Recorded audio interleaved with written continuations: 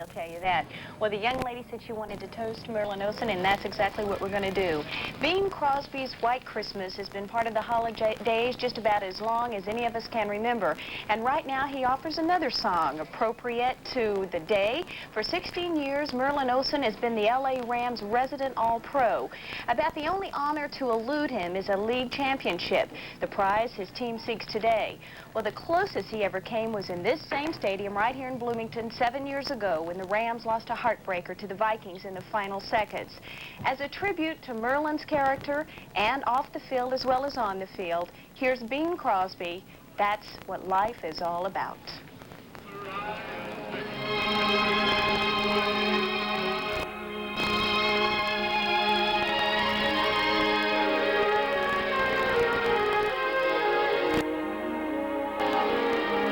My life is like an open book, and as I glance back through the pages, life's never easy all the time. The hills you climb often lead nowhere. Of ups and downs, I've had my share. That's what life is all about.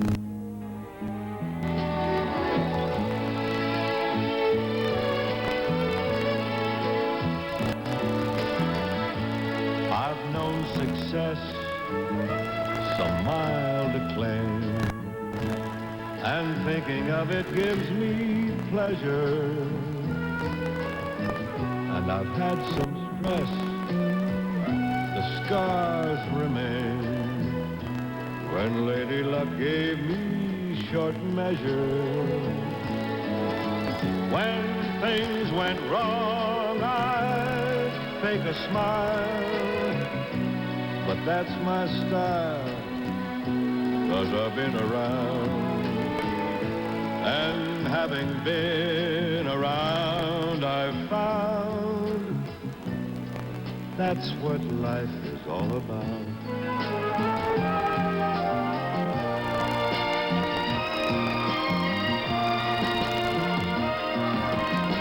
Life is a game of give and take. Give all you've got and take your chances. And if you make the odd mistake, you must accept the barbs and lances. When I look back, I can't forget the friends I've met and the things they've done. I thank them all. It's been great fun. As for me, I have no doubt. That's what life is all about.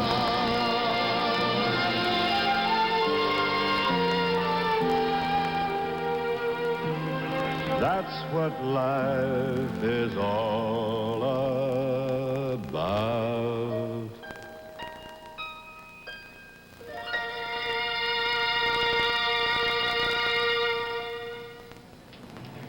The outstanding career of Merlin Olsen, which may or may not be coming to an end this afternoon here on the frozen turf in Bloomington, Minnesota.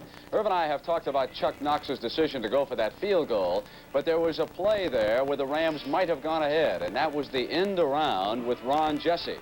We're going to pay particular attention to this play because Irv and I both commented that we thought Jesse might have been across, but the officials were right there. Now here comes 81. Mack is out in front, going for the goal line, and it looked like he bounced in, but you can't fault that official, folks. He had position, which is all a coach will ask for.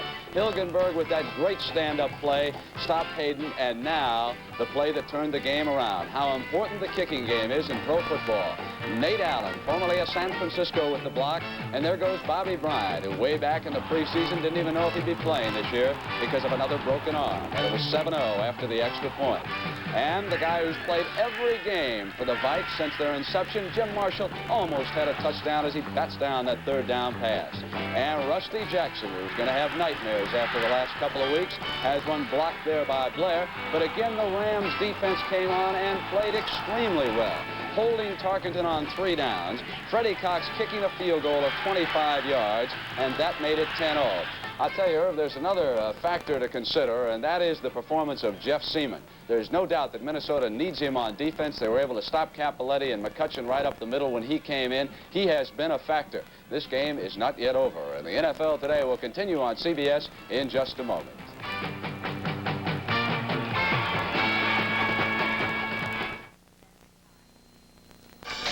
You know, even in a plastic world, some things should never change.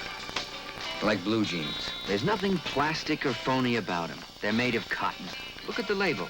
100% cotton denim. That's why jeans fit natural, feel natural, and wash cotton clean.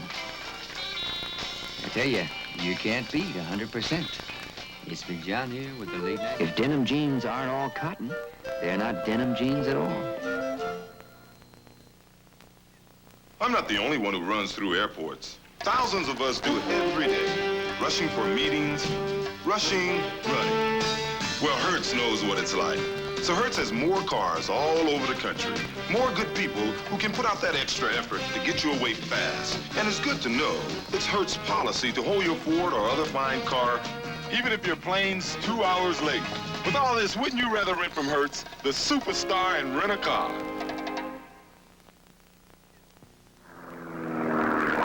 That's me, Wally Funk, air safety investigator and spare time pilot. Sure, I take risks for fun, but when it comes to my money, I'm really careful. So Merrill Lynch showed me ways to be on the safe side and still get a good return. One was high-grade municipal bonds, 6% tax-free. I like that. At Merrill Lynch, you don't have to take big risks to share in America's growth. A 90-minute drama special. John Chapman, a college president torn by a double life. I'm calling about that ad in the paper today for laborers. Ralph Waite. I think I'm a fraud. Pat Hingle. Susan Anspach. Who are you? A man driven by a strange secret dream.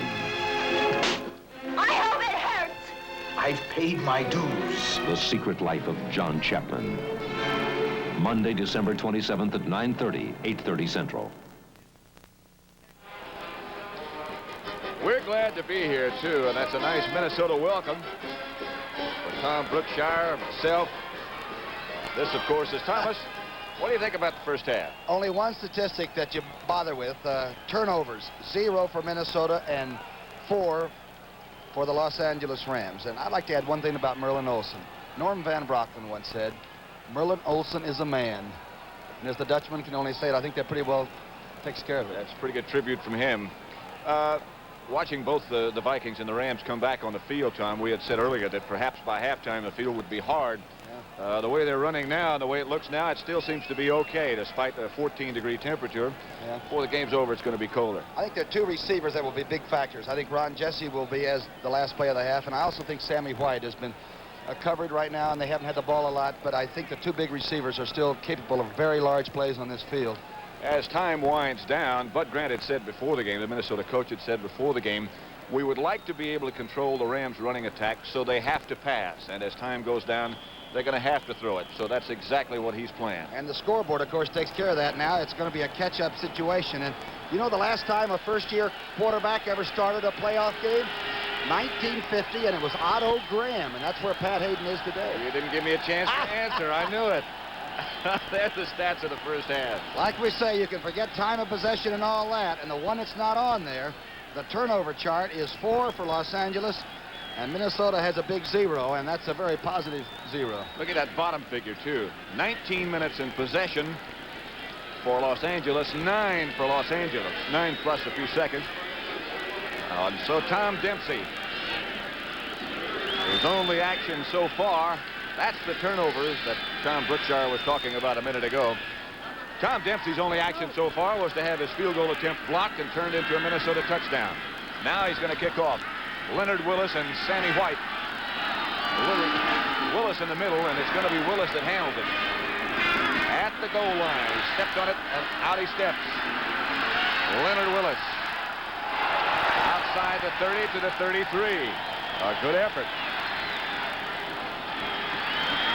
Dwight Scales was the first guy to hit him. Did you hear all that business about the benches before the game started? The Rams were supposed to have imported some heated benches. From Philadelphia. From Philadelphia. The Vikings said, nope. You use the same equipment we use. There's a first down, Minnesota. The Vikings lead it 10-0 as targeted. Hits to Robert Miller. And Miller was hit almost as soon as he took the exchange by Isaiah Robertson. There's the Los Angeles bench. They do have some heating facilities over there, including those big gloves. It is a chore and a challenge to be able to stay warm. The Vikings don't have gloves and all, and they said, Bud Grant said if they win the Super Bowl, they'll have the whole offseason to worry about whether you let them wear gloves next year or not. He might, he said, if they win the Super Bowl, let them have heat. He even doesn't even let the ball boy wear gloves. 2nd and 7. Miller comes in motion, and Foreman gets the carry. He breaks into the secondary. Away from Simpsons. Foreman at the 30. Foreman down at the 4, at the 1 by Monty Jackson, who caught him. Chuck Foreman.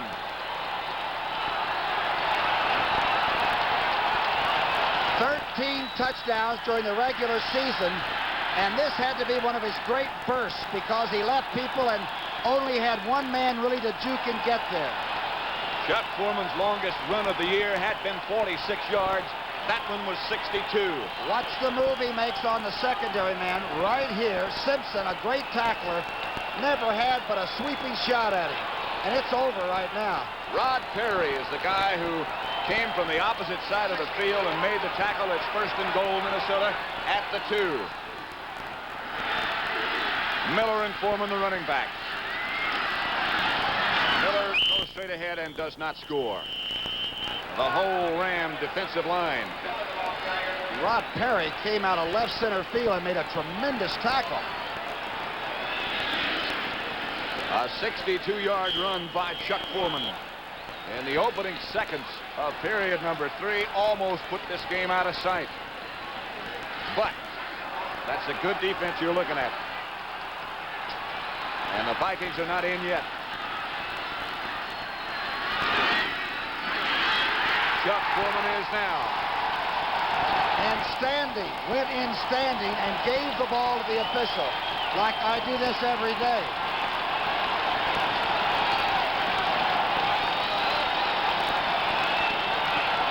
Number 44. Here is the touchdown again, behind Yerry and White. And Voigt. And he will come out standing. 67 yards in 4 plays, and Fred Cox, with Paul Krause holding, makes it 17-zip in favor of the Minnesota Vikings. The Rams have their work cut out for them now. It's 17-0 with 12:51 left to play in the 3rd period. This is a commercial for Goodrich Radial Tires. What do I know about tires? I'm a woman. I know about charge cards. Look at that. It's a perfect fit. The point is, most people don't know about tires. Did you know that tires wear out unevenly and quickly if your wheels are out of alignment? Even Goodrich Radials. That can cost you more than money. What we don't know about tires can hurt us. So it's a good thing someone is telling us. Thank you, Goodrich. As a mother, I say thank you. Selling great tires isn't enough. B.F. Goodrich, the other guys.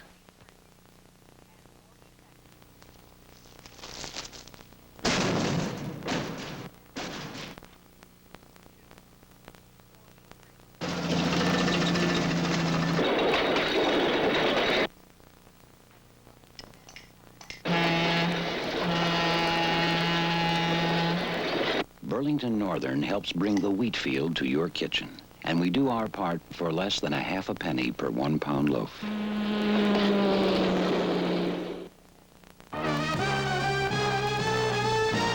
CBS Sports presents the final rounds of the Phoenix Open on the weekend of January 8th and 9th, where a strong field of superstars will be shooting for the $40,000 first prize.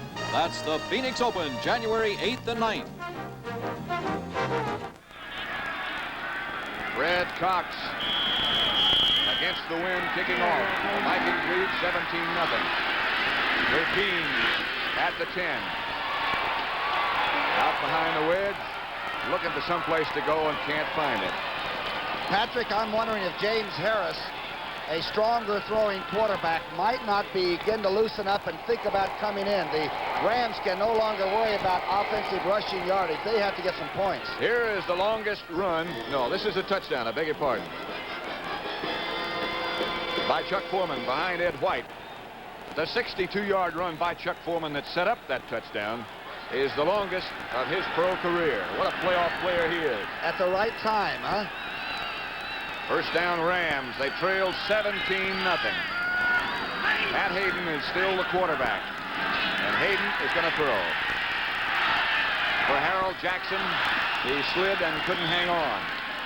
Paul Trouse was the nearest Viking defender, but Jackson was open. Remember that Hayden is getting excellent pass protection. He did have the one sack early by Eller, but he did a little semi-roll left, and he did not have a lot of pressure. The ball underthrown right on the NFL shield at midfield.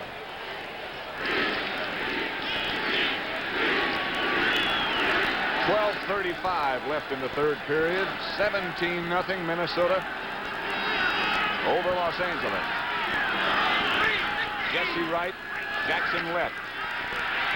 Hayden forced a scramble by Eller. Ducks under and Eller takes him down. And almost got the ball. Here's that long run by Chuck Foreman with Miller in motion. I want to see where Rod Perry comes from to tackle him from behind. That's one of the great defensive plays. Now you've got a horse race, and watch for Perry to come out of nowhere and make one of the incredible defensive plays we'll ever see, I'll tell you. 2 plays later, Chuck Foreman scored to make it 17-0 Vikings over the Rams. Minnesota trying to go to their 4th Super Bowl. They've never won. They lost to Kansas City, they lost to Miami, and they lost to Pittsburgh. Looks like they might have another try. Here is Pat Hayden with good protection, firing, deflected. Carl Eller has made 6 unassisted tackles. As the Ram punting unit comes on, Bobby Bryant was the defender that time. Rusty Jackson comes out. And James Harris must be wondering when he's going to get his cape off. Chuck Knox standing alongside Pat Hayden. And that idea that Tom Brookshire just mentioned must be in his mind right now. Rusty Jackson averaging just over 31 yards a kick in this contest. Saul, the center. A long count. They're coming again. Off the side of Jackson's foot. And out of bounds at the 46, where Minnesota will take it over. The Vikings smell victory. You can see that coming. Rusty Jackson, Patrick, doesn't have fingernails any longer. They're all the way down. He's had a lot of time on the sidelines to think about those snaps and those punts. 17-0. Minnesota over Los Angeles.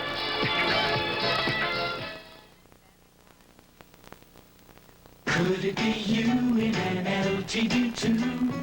You'll never know till you try. Introducing Ford LTD2.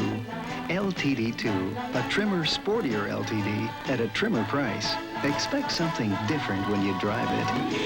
Isn't it you in an LTD2? You'll never know till you try. When America needs a better idea, Ford puts it on wheels. Radio Shack helps you discover the private magic of headphone hi-fi with a tremendous 40% discount on our Custom Pro stereo headphone by Realistic.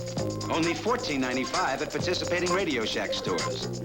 Big 10-foot coil cord makes your hi-fi listening more flexible. Save $10 on the gift price Realistic Custom Pro stereo headphone. Only at Radio Shack, a Tandy company.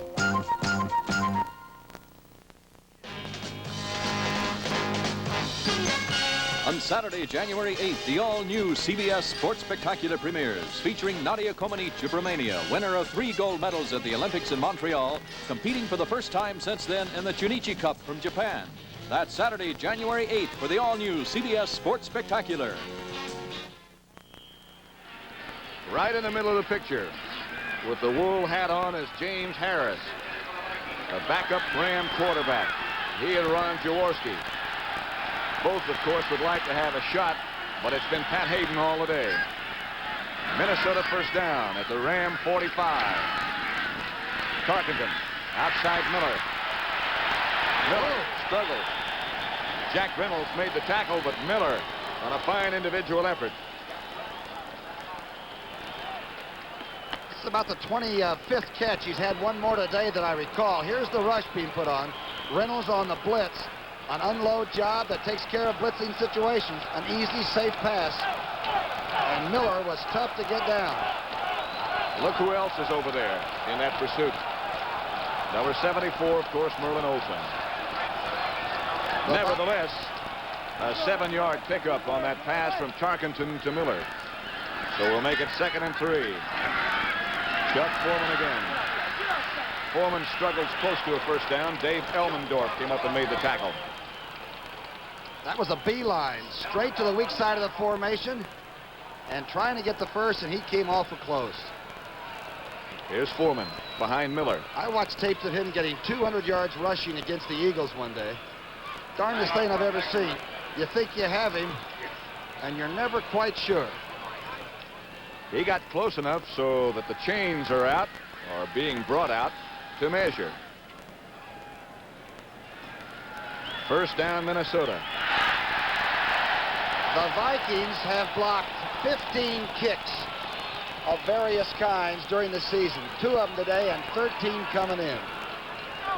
One of them, of course, by Nate Allen, was picked up by Bobby Bryant, a field goal attempt by Tom Dempsey. And Bobby Bryant ran it 90 yards for the first touchdown of this game. It is Minnesota 17, Los Angeles nothing.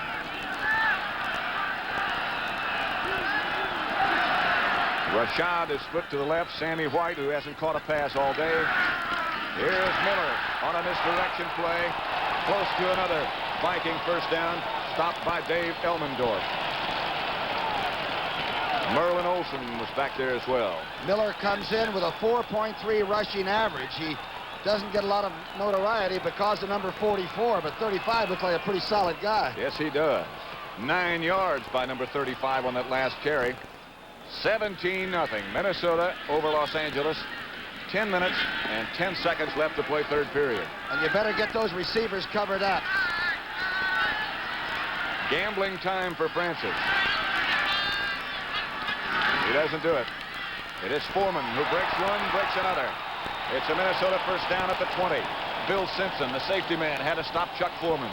It's not a bad gamble to hand it off to Chuck Foreman. Reputation coming out of college when he was at Miami that he fumbled the football. Boy, that's the one thing you don't see Chuck Foreman do anymore. All you see him do is get the yardage when you need it, and the Vikings needed it today.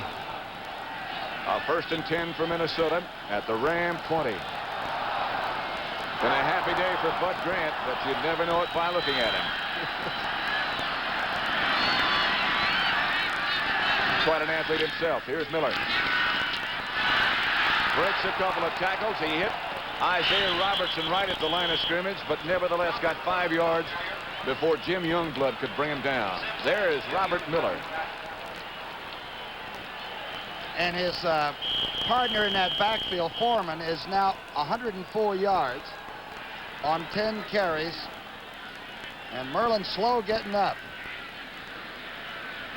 Merlin Olsen departing right now. His place being taken by Mike Fanning, the big 6'6" second-year man from Notre Dame. Olsen goes out. Fanning comes in. Fanning against Ed White has got to crack the ice on the field. That's got to be some thunder, that matchup. White's about 260, as Tom mentioned before, and one of the strongest men in the league, if not the strongest. Clock ticking away. Just over 8.5 left third period. It is Miller with nothing going on this time. And Mike Fanning, who just came in, did the Bulldog job. 270 pounds of it.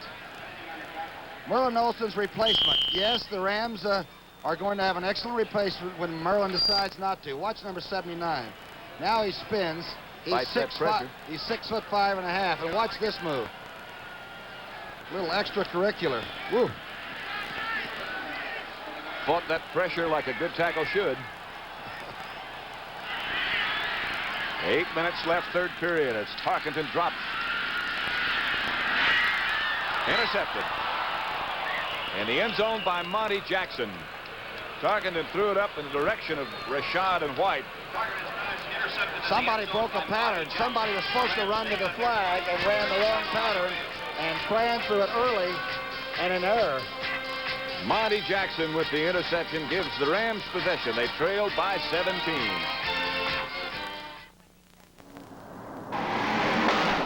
Clint Eastwood, the enforcer. You don't give up, do you? Sometimes. Not you. Tell you what you are to me, little man. You're just a maggot who sells dirty pictures. Eastwood is back as the dirtiest Harry of them all, the enforcer, rated R. Now playing everywhere.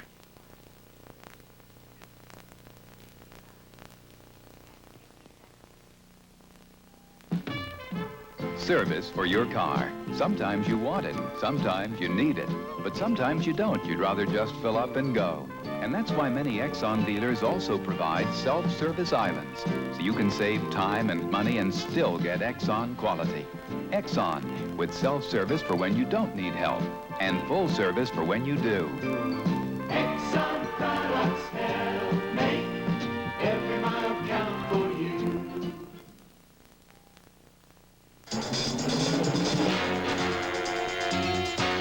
On Friday night, January 7th, CBS Sports presents To the Top of the World, Assault on Mount Everest, where a team of 11 Americans, 9 men and 2 women, attempt the conquest of the world's tallest mountain.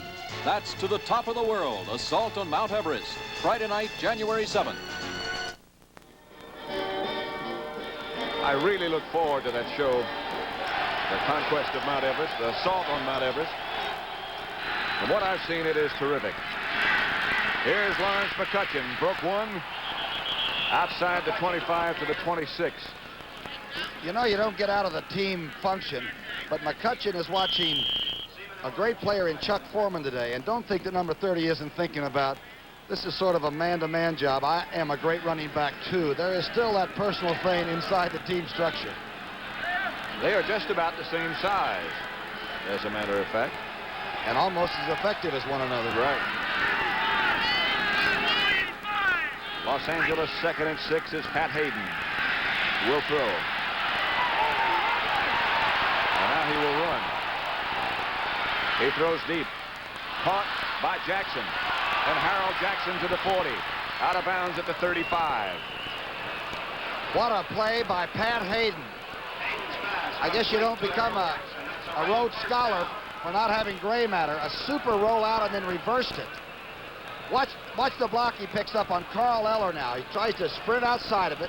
This is pre-planned now. Now he rolls back a la Fran Tarkenton and gets Eller off his back and throws on the run like he's back at West Covina High. Good catch on a very dangerous receiver in Harold Jackson. Harold Jackson chased by Hilgenberg and finally out of bounds. It is a first down, Los Angeles. James Harris is starting to loosen behind the Ram bench. Pat Hayden just picked up a first down, his longest completion of the day. The fake is to Capoletti. The throw is to McCutcheon. At the 30, he is wrestled down by Hilgenberg.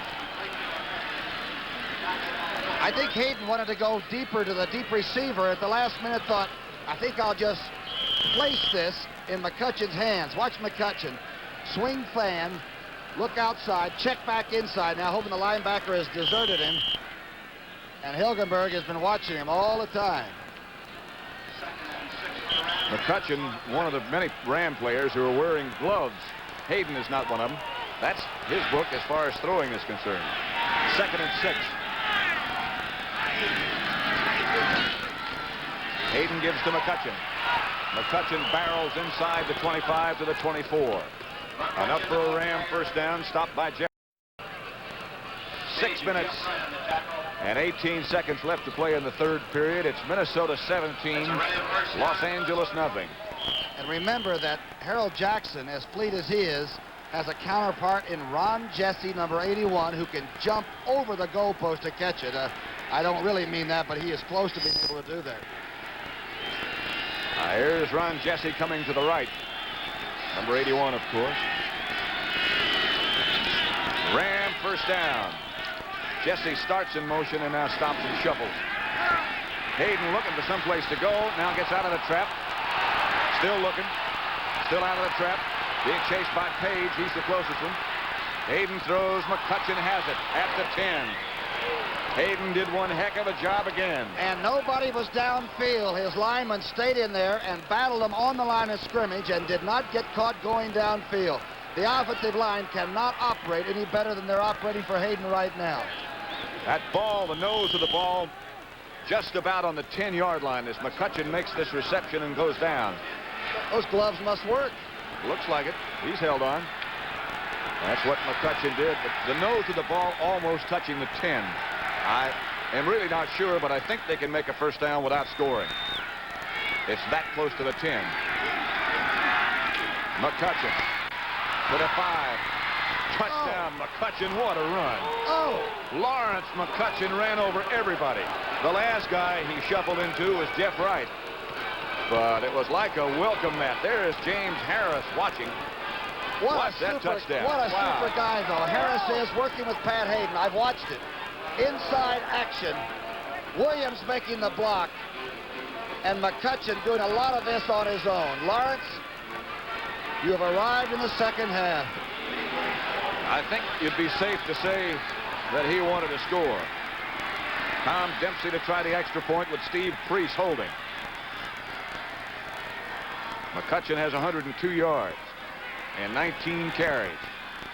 Foreman 104. The extra point is not good by Dempsey. Wide to the left. It wasn't blocked. And it's 17-6. That is the 9th extra point this year that Dempsey has missed. And that's got to hurt. 17-6 with 4:58 left, third period. For 1977, a new Ford Granada was brought to Germany for its toughest ride test against a $20,000 Mercedes-Benz. The testing was conducted by German engineers. To evaluate riding smoothness, they drove the cars over a variety of road surfaces, including cobblestone. Inside, their sensitive vibration recorder took readings, and it showed this. In 75% of the test conditions, the Granada and the Mercedes rode with virtually the same level of smoothness. Then, to evaluate quietness of ride, interior sound levels were measured in decibels on the International dBA scale. Their findings, at every speed tested, the Granada consistently rode as quiet as the Mercedes. Es ist wirklich bemerkenswert, dass Ihr Granada in diesen Tests mit dem sehr teuren Mercedes vergleichbar ist. Ford engineers have achieved this level of quietness and smoothness at the modest price of a Granada. When America needs a better idea, Ford puts it on wheels.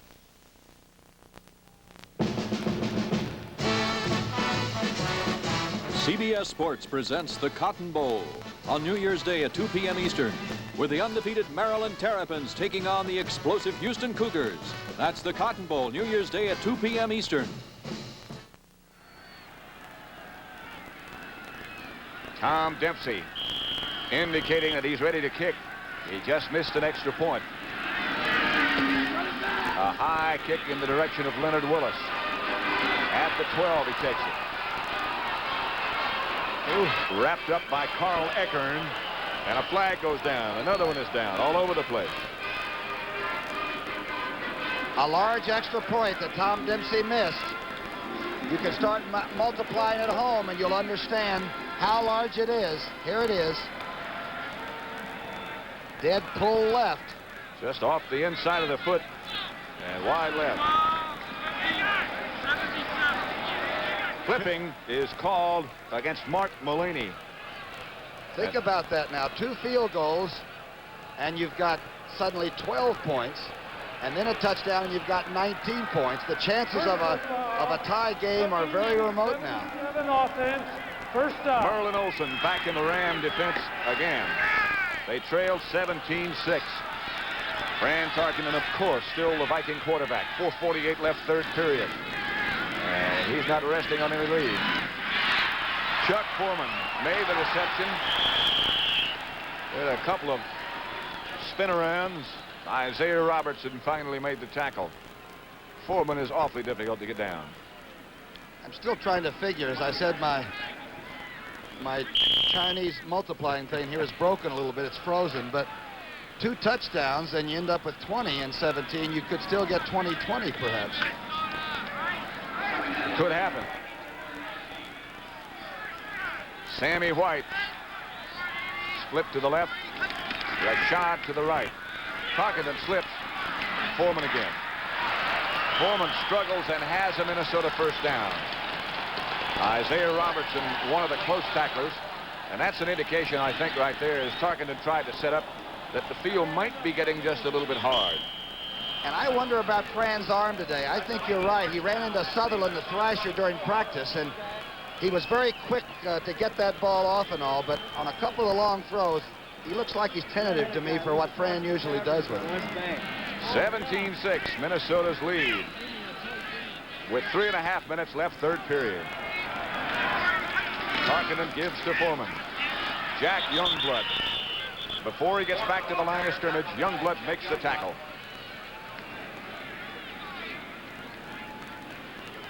Isolated action of Yeri trying to get an angle on Youngblood and getting nothing of number 85. And again, Foreman's feet went right out from under him.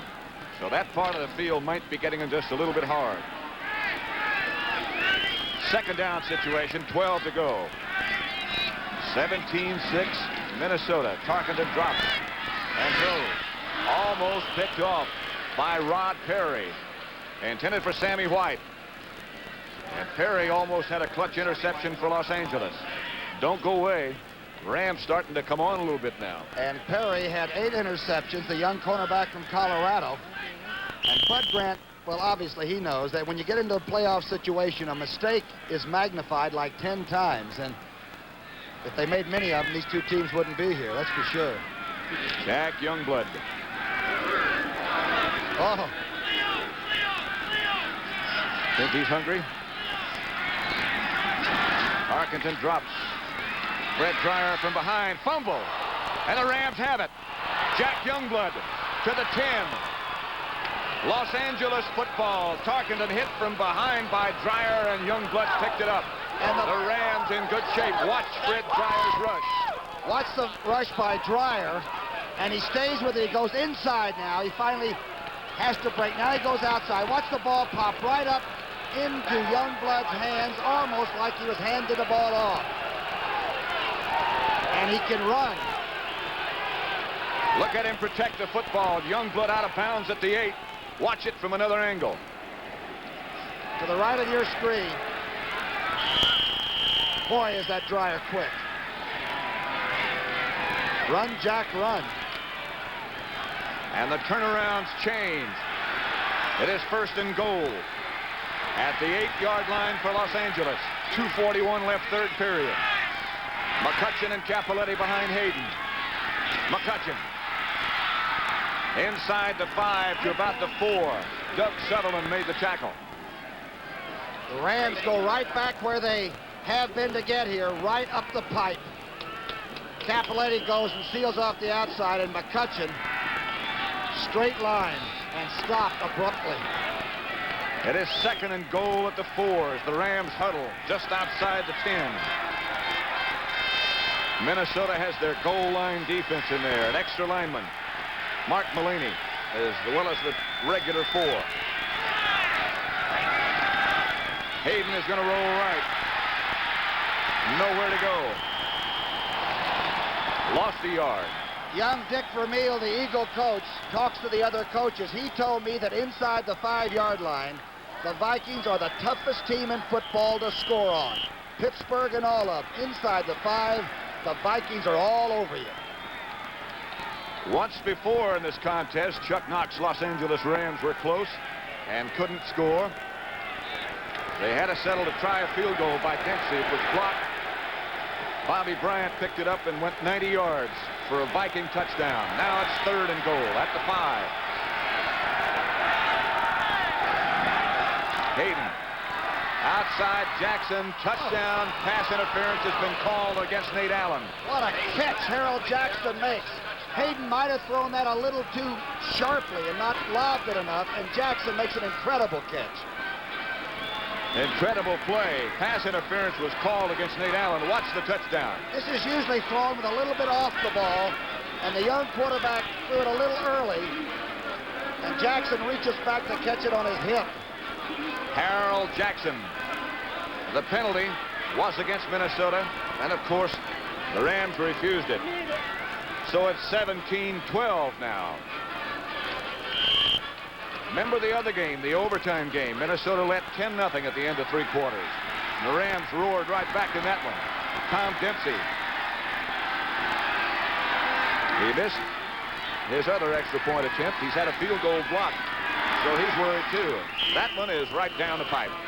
17-13 make it. A minute 15 seconds to go in the 3rd period as you look at Pat Hayden trying to keep warm. The touchdown again. And remember, young Hayden knew that James Harris was thinking about getting ready to come in. The pressure was on. Chuck Knox still obviously concerned, but not quite so much now. His Rams have roared back. 17-13 the score. And they're on the same side of the field with Bud Grant and that crusty bunch of Minnesota guys. Tom Dempsey will kick off. A sack by Dreyer, a fumble by Tarkenton. Recovered by Youngblood, gave the Rams 1st and 8. 1st and goal at the 8. Harold Jackson scored on a pass from Pat Hayden. Leonard Willis right in the middle for Minnesota, ready to accept Tom Dempsey's kickoff. High. It'll be Willis at the 9. Leonard Willis with some room outside the 30 to the 32 where the Vikings take it over. Kevin McClain made the tackle for Los Angeles. If ever Fran Tarkenton needed a great offensive drive, this is the time to pull one out. Minnesota has the football. Los Angeles at the moment has the momentum. And Tarkenton breaks the huddle. 17-13 the score. A minute and 4 seconds left, 3rd period. Miller goes in motion. Tarkenton goes back to pass. Outside for Sammy White, thrown poorly, thrown away. Thrown away poorly. That's really bad, isn't it? Monty Jackson was close. Here's one to boggle the mind. Babe Ruth made as much as the President of the United States. But to the superstars of today, it would be little more than penmanship. This story and more on 60 Minutes this evening at 6 o'clock Central Time.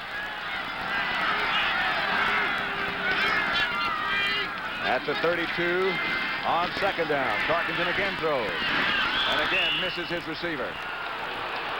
I think it was intended for Robert Miller, but I'm not even sure of that. Again, the arm is not the one that we have normally seen Fran Tarkenton have.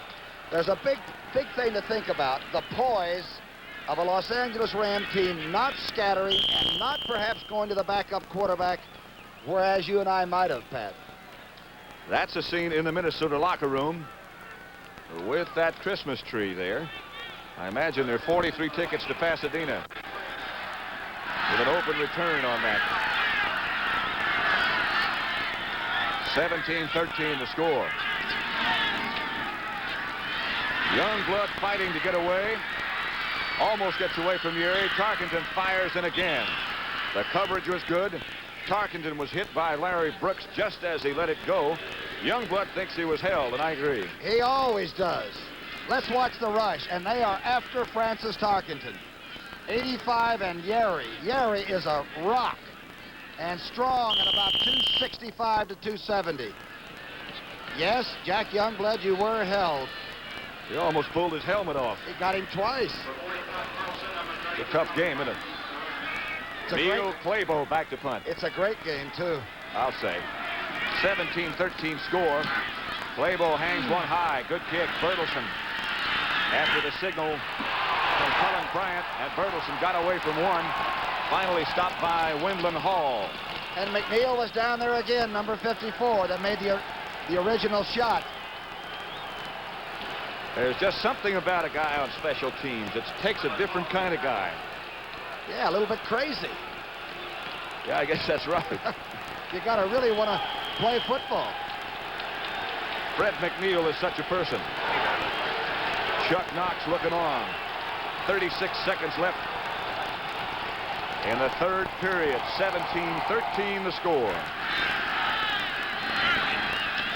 Hayden to McCutcheon. Good yard. Stopped by Carl Eller. In between the tackles, the Rams live in there with a young offensive line. Tom Mack excluded, but they are excellent in there. Saul, Mack, Hara, Big Doug Krantz, who's learning quickly, and Williams, a very solid guy, number 75. It was a 7-yard pickup by McCutcheon. So we'll make it 2nd and 3. If you're thinking ahead as the seconds tick away in the third period, the Rams will be operating against the wind in the fourth period. Minnesota will have it with them. That play won't count. They got it called, they got it snapped, but they never got a chance to run it. And so that's the end of the third quarter. With the score, the Vikings 17, the Rams 13. We now pause for word from your local station. Share laughter and music as Don Knotts and Joey Heatherton join Sonny and Cher tonight at 8, 7 Central on CBS. The new cars are coming. They're coming to the leader in lead-free gasoline. Just as the new cars have been coming ever since the lead-free age began. So many new car buyers prefer to use lead-free Amoco because only Amoco has over 60 years continuous experience making and improving lead-free gasoline. Amoco is the lead-free leader. At Amoco, our job is you. You sure this is the place, Helen? They couldn't afford a house like this. It's the right house, Barney. It's ostentatious. I mean... Harry! Hi! Oh, super house, isn't it, Barney? Oh, it's nice, but I prefer my houses more intimate. That's because we can't afford anything more than intimate, not even the down payment. Yeah, how did you afford the down payment? Oh, we found the better way. Dollar Savings Bank, the better way. Channel 2, New York. Being voted the Rams' outstanding lineman last year was a great moment for me. But as board member of the Boy Scouts, I've seen boys with severe physical handicaps find a place in scouting. They learn crafts and they study scouting ideals of honor and citizenship. They already know about courage and bravery and show it every day as boys growing into men. Scouting is made possible by your contributions to the United Way. And thanks to you, it works. For all of us, the United Way. The preceding announcement was brought to you as a public service by the National Football League. You're looking at Alan Page, who has been handled pretty well so far. By Tom Mack and Rich Saul. 2nd and 3 situation for Los Angeles, the first play of quarter number 4. Cappelletti gets to the 40, not enough for a first down.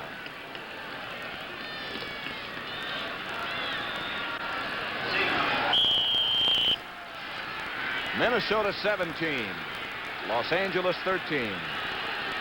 The Vikings at one time led 17-0 and looked as if they were just about ready to blow the whole thing open. But the Rams have come roaring back. Pat Hayden is the quarterback. 3rd and very short.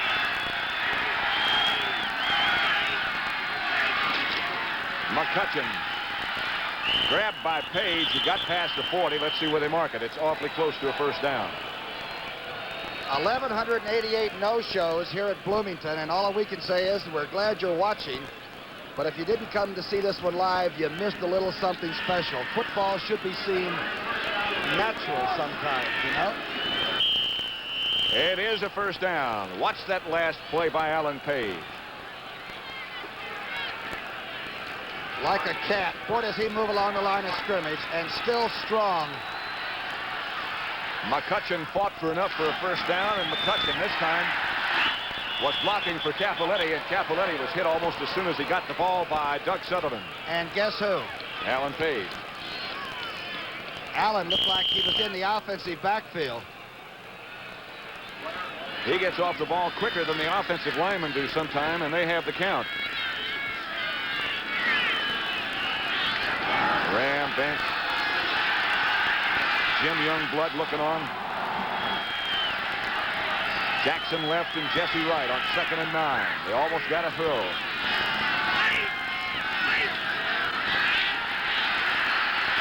Vikings had the blitz going, and the pass was knocked down by the big arm of Carl Eller. Remember, Hayden is not quite 6 feet tall, and Eller is a lot of 6'5" tall. The blitz was handled, but Eller had the hands up, and Williams didn't cut him or get those hands down, and you got an INC.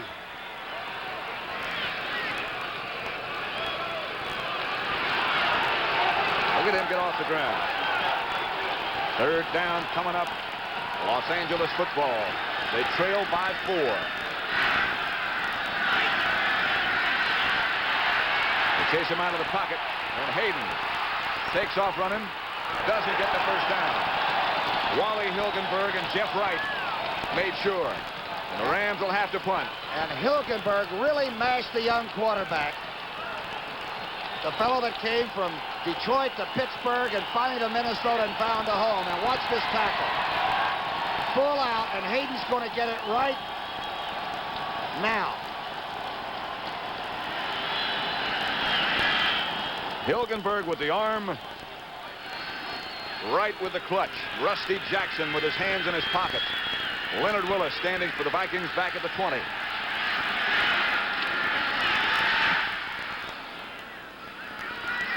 At the 22. Leonard Willis broke a couple of tackles, but there are too many white shirts around to break the rest of it. The Vikings will take over at the 28. So we have 12 minutes and 27 seconds left in the NFC Championship game between Minnesota and Los Angeles. It's 17-13. You know, even in a plastic world, some things should never change. Like blue jeans. There's nothing plastic or phony about them. They're made of cotton. Look at the label. 100% cotton denim. That's why jeans fit natural, feel natural, and wash cotton clean. I tell you, you can't beat 100%. It's Big John here with the late night. If denim jeans aren't all cotton, they're not denim jeans at all. The Alaskan Pipeline. 800 of the toughest miles man has ever conquered. Quitting time! And up here, quitting time is Miller time. Time to head for the best tasting beer you can find. America's quality beer, Miller High Life. If you've got the time, we've got the beer, Miller Beers. Miller Bar! Hurry up, we've got the beer. Mary Tyler Moore flies to the side of her friend Phyllis, then flies off the handle when she discovers why she was summoned. Find out on Phyllis tomorrow night. 12:27 left to play in the NFC Championship game. The score is Minnesota 17, the Rams 13. Pat Summerall with Tom Brookshire. We have ourselves some contest. Robert Miller, the ball carrier. Jim Youngblood, the tackler. Brent McClanahan played the first offensive series for the Vikings and hasn't been back. Now he's coming in now, and Foreman actually went over to Bud Grant and motioned to get 33 in there for a particular reason, obviously.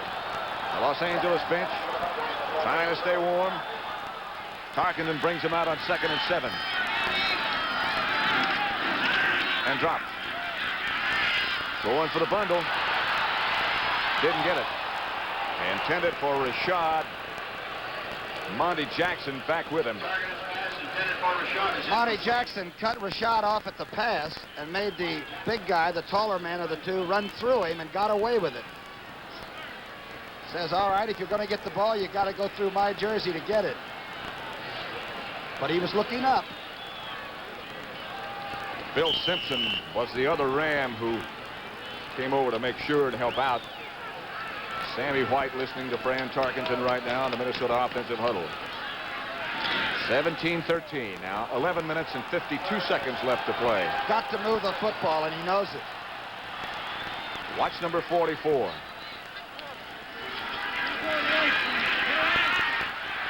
Tarkenton wrapped up by Larry Brooks. The sack on Tarkenton by Brooks. He's congratulated by Olsen.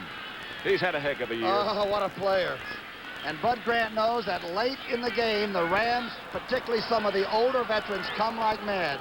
Watch the left part of your screen. Goodrum looking for Brooks and doesn't handle him. Larry Brooks with the sack, and Neil Clabo. Deep for Minnesota, number 12 with his back to you. Cullen Bryant standing out at the 35 for Los Angeles. His own 35. They're going to try to block it. They don't get it. Good kick by Clabo. Cullen Bryant has got some room. Big Cullen Bryant rumbles out to the 45 where the Rams will take it over. 1st and 10. The Vikings are calling for clips, but there are no yellow flags down. Steve Craig made the tackle. There's a Viking player injured on that last punt return. We'll check and see who he is. Robert Miller is the guy shaken up. Los Angeles has the football. There are a lot of small cars to choose from, but Ford Pinto stands alone as the best-selling small car in America. Pinto outsells Vega, Chevette, Datsun B210, Toyota Corolla, everybody. Pinto has a low price, reduced schedule maintenance requirements, and high resale value, hundreds of dollars more than Vega. Considering a small car, consider the one that is the best-selling small car in America, Ford Pinto. When America needs a better idea, Ford puts it on wheels. Many of today's tough business problems are really communications problems in disguise. And we in the Bell system can help you solve these problems. We have developed communication systems industry by industry, for which we take total responsibility, from design to installation to maintenance. In fact, we have committed all of our experience and our resources to this kind of problem solving, for we believe that the system is the solution.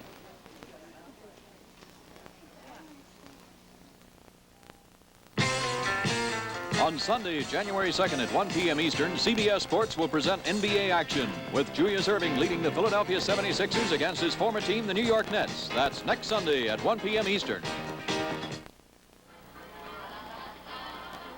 The lights are on in Minnesota. It's getting that dark feeling, and it's getting colder, and it's getting more intense right where you're watching. And it's only 2:30 in the afternoon. The lights are going to go out for one of these teams very shortly. McCutcheon, and the flag goes down. McCutcheon was tackled by Carl Eller. 11 minutes and 13 seconds left to go in the NFC Championship game. Jim Marshall said holding. Somebody held on that offensive line. I believe it was called against Tom Mack. He's trying to block Alan Page. I can understand why. Let's listen.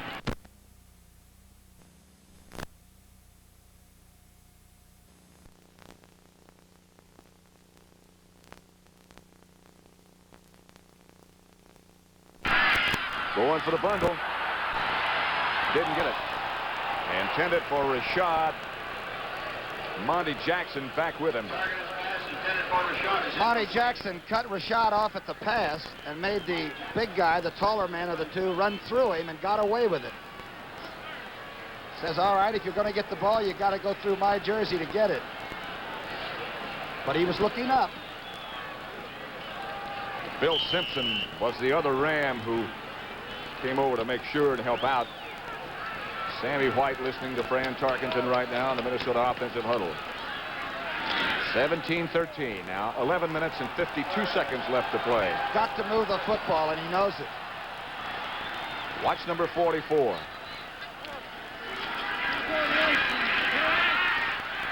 Tarkenton wrapped up by Larry Brooks.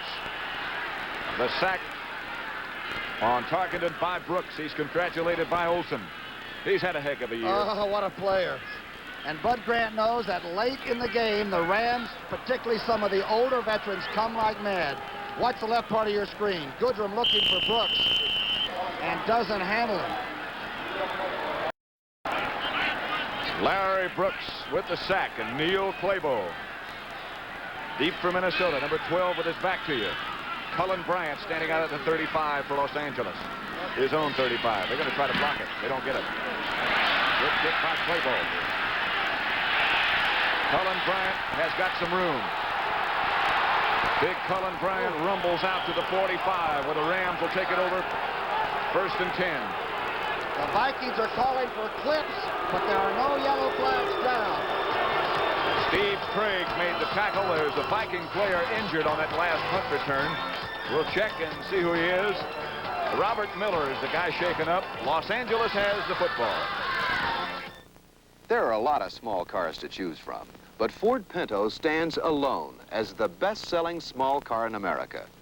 Pinto outsells Vega, Chevette, Datsun B210, Toyota Corolla, everybody. Pinto has a low price, reduced schedule maintenance requirements, and high resale value, hundreds of dollars more than Vega. Considering a small car, consider the one that is the best-selling small car in America, Ford Pinto. When America needs a better idea, Ford puts it on wheels. Many of today's tough business problems are really communications problems in disguise. And we in the Bell system can help you solve these problems. We have developed communication systems industry by industry, for which we take total responsibility, from design to installation to maintenance. In fact, we have committed all of our experience and our resources to this kind of problem solving, for we believe that the system is the solution.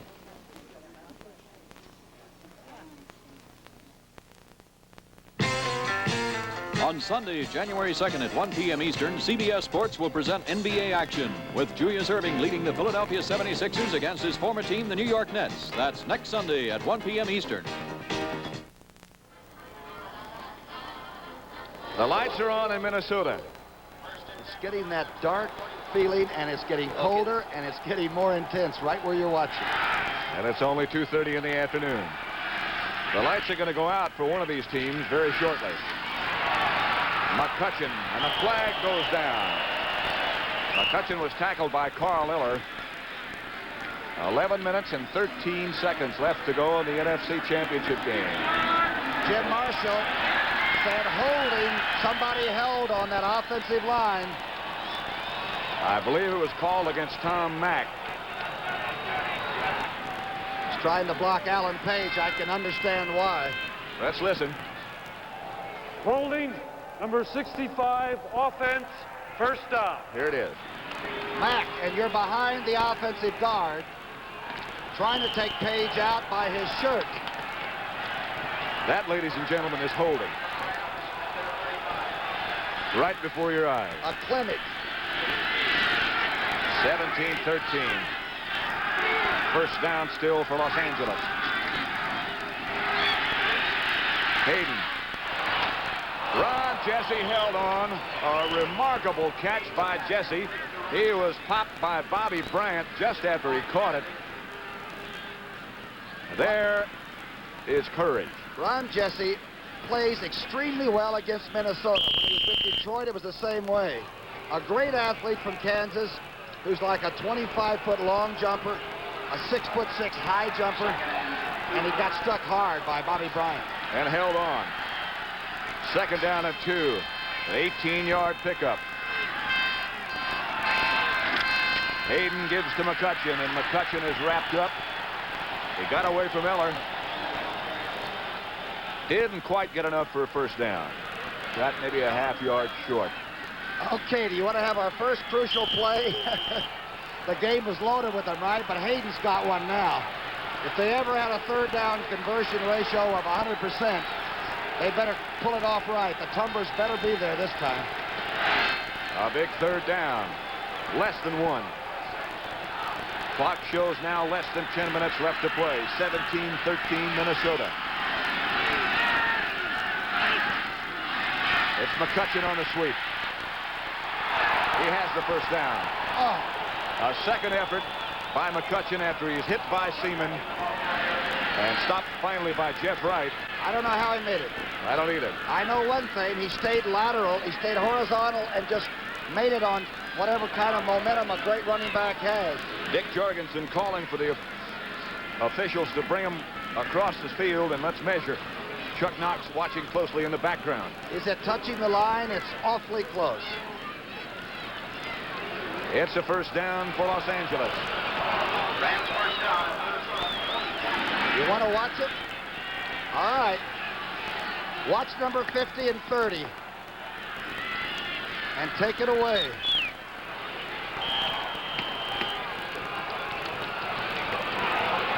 That is no slouch as a tackler he broke away from there. That was Jeff Seaman. As good a middle linebacker as there is. And McCutcheon still got the first down. Ball at the Minnesota 45. Jesse and Jackson both split to the left. McCutcheon hit as soon as he got the ball by middle linebacker Jeff Seaman. And that time he made sure. And he is hot because he thought he should have made the other one. And number 50 made no mistake. Watch this tackle. Middle linebacker and a great running back. You watch.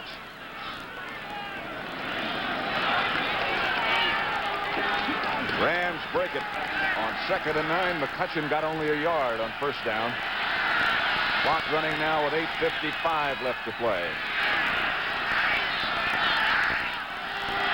Hayden gets to McCutcheon again. And McCutcheon cuts another Ram first down inside the 35. Stopped by Jim Marshall from the opposite side of the field. The Vikings knew what play was called. Bud Grant's team knew what play was called. And watch the defense start shifting to the left. And the Rams still executed well enough to cut off Sutherland. Capoletti did that. There's Hara outside with a little shoving work. And the defense knew what was coming. That was carry number 26 for Lawrence McCutcheon. He now has 128 yards on the day. First and 10, Los Angeles at the Minnesota 35. Hayden is going to throw. Knocked down, incomplete. Big rush by Minnesota. Alan Page having a word with one of the officials back there. Matt Ware knocked it down. Alan Page and the Thrasher Sutherland thought it was intentional grounding again. But Hayden was just throwing that over his shoulder like in the rearview mirror, I'll tell you. Hayden looking over to Chuck Knox again to get the play he wants called. A little bit disgusted with himself right now. Exactly 8 minutes left on the clock. The Rams have all 3 timeouts left, and so do the Vikings.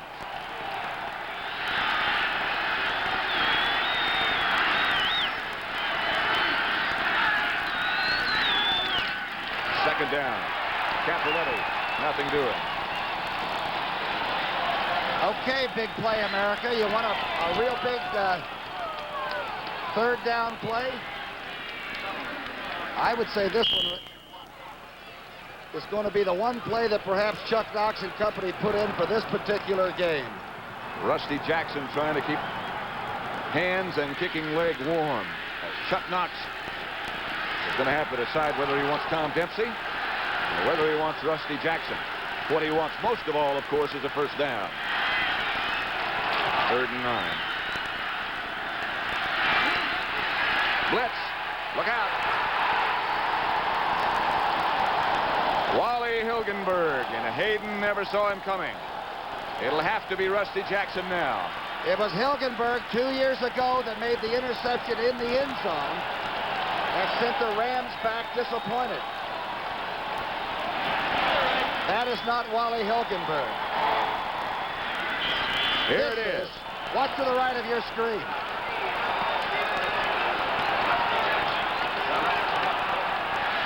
Rusty Jackson standing back at the 42-yard line.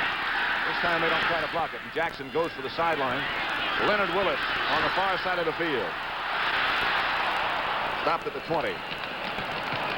Carl Eckern, the first guy down, as Bud Grant has cause to worry and also cause to be happy at the moment, because we have 6:53 left to play, and his club, the Minnesota Vikings, lead the Los Angeles Rams 17-13. I mean, it was really a good movie. It was good, wasn't it? Oh, honey, look, some poor guy left his lights on. Larry. Is he going to be in trouble? Larry. Boy, am I glad it isn't me. Larry, it is you. It is me. Oh. The Die Hard has extra power to start your car when most batteries won't. Starting soon in your neighborhood. Sold only at Sears.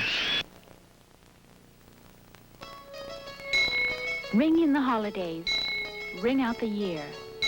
Sparkling with Andre. Love and good cheer. Take Andre home for the holidays. Andre for the holidays.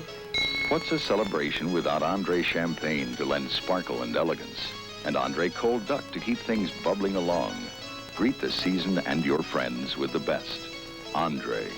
For the holidays and all year long.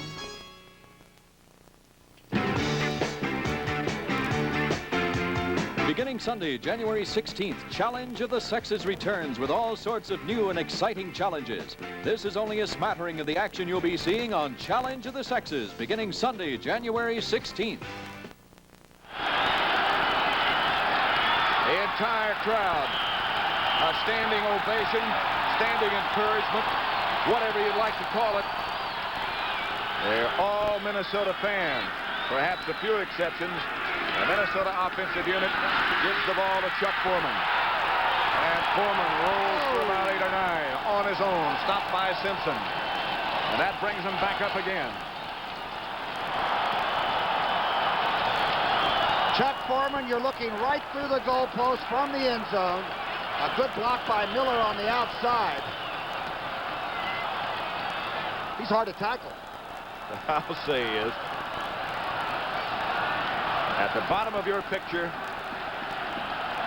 probably right now the most important statistic in this contest, the time remaining. Now 6 minutes and 10 seconds. 2nd and 2. Miller has the Minnesota first down. The entire defensive line of the Rams converged on Robert Miller, but he got enough to make him move the chain. And the clock is running, and Fran Tarkenton's arm is not so sound. A big, big first down.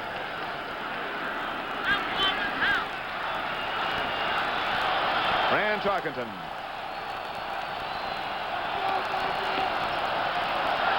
Merlin Olsen took a little late knee to the head. The clock continues.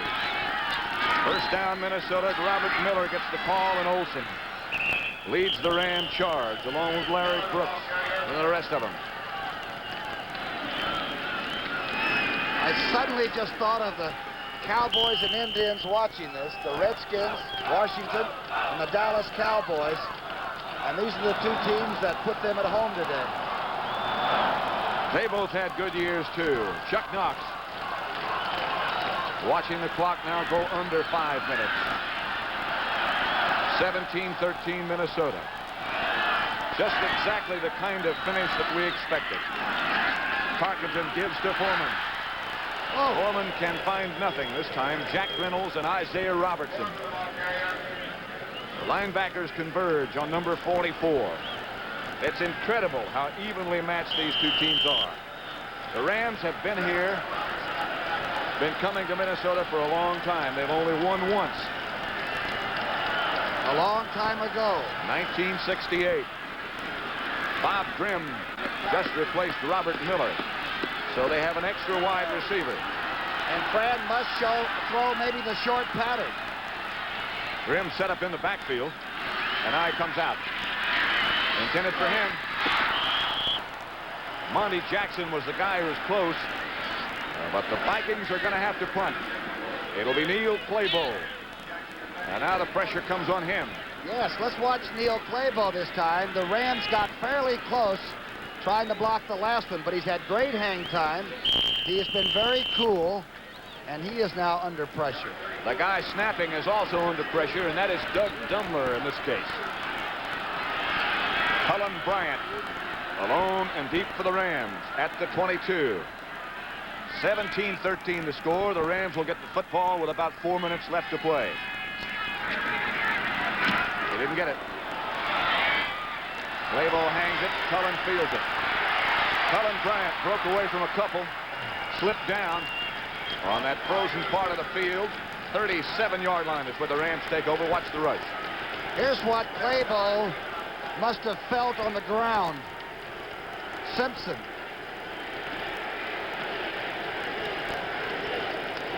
On New Year's Day at 2 o'clock Eastern Time, CBS Sports presents the Cotton Bowl. The Terrapins of Maryland against the Houston Cougars. That's at 2 p.m. Eastern Time. And then January the 2nd, next Sunday at 3 o'clock, Texas A&M, the Aggies against Florida. Ron Jesse goes in motion to the right. Hayden throwing for Jackson. He caught it. Incomplete, out of bounds. He didn't get him down. Bobby Bryant on the cover. Sutherland put a big rush on young Hayden, who didn't get a chance to really throw the ball well. Watch the roll. Now he's thinking he's getting good protection. McCutcheon picks up for him. And watch him. He just has to throw it and then duck. And the ball fluttered. And Jackson still caught it, but not in the playing field. And the clock stops with 3:49 left to play. 17-13. Minnesota leads Los Angeles. 2nd and 10.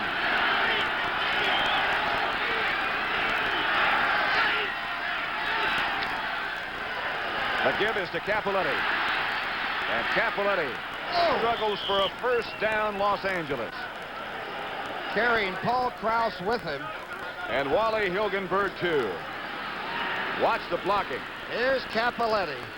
And you're going to start with the defense. Hilgenberg moving in. That's Klein, a super blocking tight end. Rolls him out, but Wally won't quit. And neither does Capoletti. A most unusual call on 2nd and 10.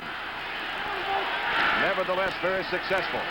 Here's a funny-looking formation for Los Angeles. Hayden drops back.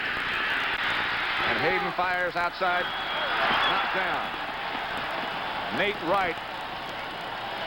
Intended for Harold Jackson. Nate Wright was the defender, of course. Jackson is number 29. Nate Wright has always been Mr. Clutch up here. He's one of the fellows you don't readily identify as the super player, but he's made some really great plays for a long time.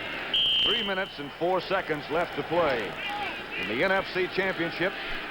The winner, of course, goes to the Super Bowl against either Pittsburgh or Oakland. Don't forget Ron Jesse, number 81. 2nd and 10. Jesse is left. Jackson is right.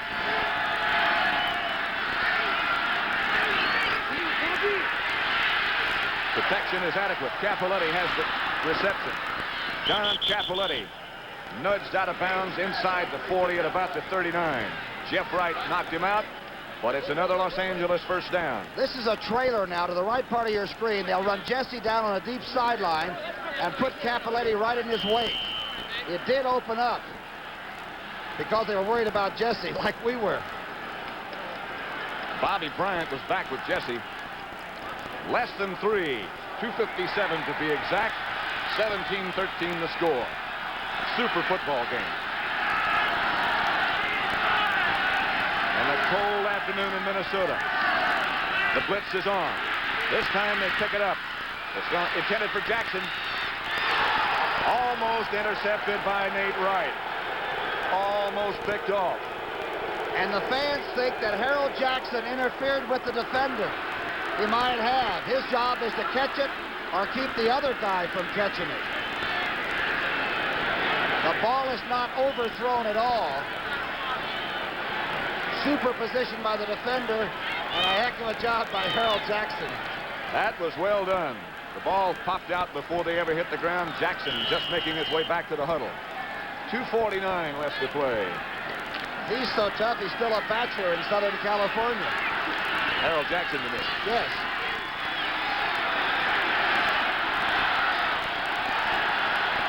Now that is tough. It took a minute for that to sink in, but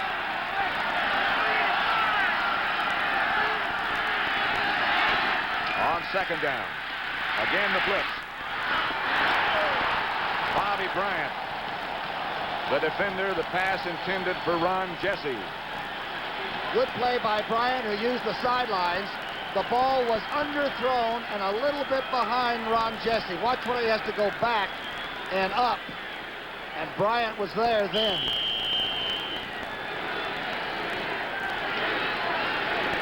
Clock stopped with 2:45 left to play.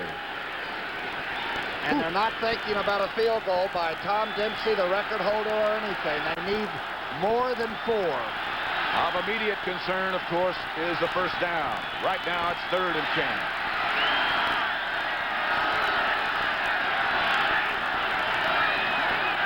No blitz this time. Marshall, the rusher. Cappelletti had it, dropped it. Wally Hilgenberg on the coverage.